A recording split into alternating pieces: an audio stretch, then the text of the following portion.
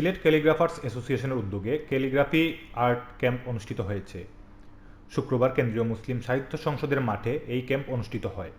ক্যালিগ্রাফির ইতিহাস, ইসলামিক সংস্কৃতি এবং এর সৌন্দর্য প্রতি মানুষের আগ্রহ বাড়াতে আয়োজিত এই ক্যাম্পে প্রায় ৩০ জন শিল্পী অংশগ্রহণ করেন, যারা দর্শকদের সামনে সরাসরি ক্যালিগ্রাফি তৈরি করেন।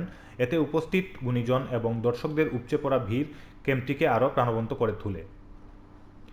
সিলেট ক্যালিগ্রাফার্স অ্যাসোসিয়েশনের সদস্য শিল্পী মোহাম্মদ জাহিদুল ইসলাম বলেন, ক্যালিগ্রাফি আমাদের ইসলামিক সংস্কৃতির অন্যতম প্রতীক এবং প্রাচীন একটি শিল্প।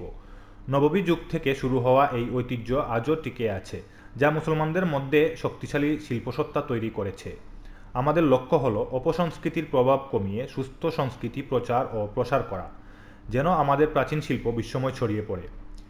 ক্যালিগ্রাফি শুধু ইসলামিক শিল্প নয়, বরং এটি বর্তমান আধুনিক শিল্পকলার অন্যতম ধারায় পরিণত হয়েছে। ক্যাম্পে দেখা যায় প্রাচীন ও আধুনিক ক্যালিগ্রাফির বিভিন্ন স্টাইল ও কৌশল দক্ষ শিল্পীরা প্রদর্শন করেন, যা নতুন প্রজন্মের শিল্পীদের অনুপ্রাণিত করেছে। আয়োজকরা জানান, এ ধরনের উদ্যোগ সিলেটের সাংস্কৃতিক অঙ্গনে ক্যালিগ্রাফির গুরুত্ব আরও বাড়াবে এবং নতুন প্রজন্মকে এই ঐতিহ্যবাহী শিল্পের দিকে আকৃষ্ট করবে।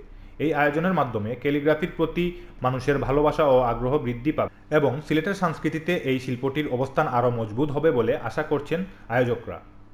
অনুদেবের ক্যামেরায় বিস্তারিত জানাচ্ছিলাম লতিফুর রহমান উজ্জ্বল, দৈনিক ৭১-এর কথা, সিলেট।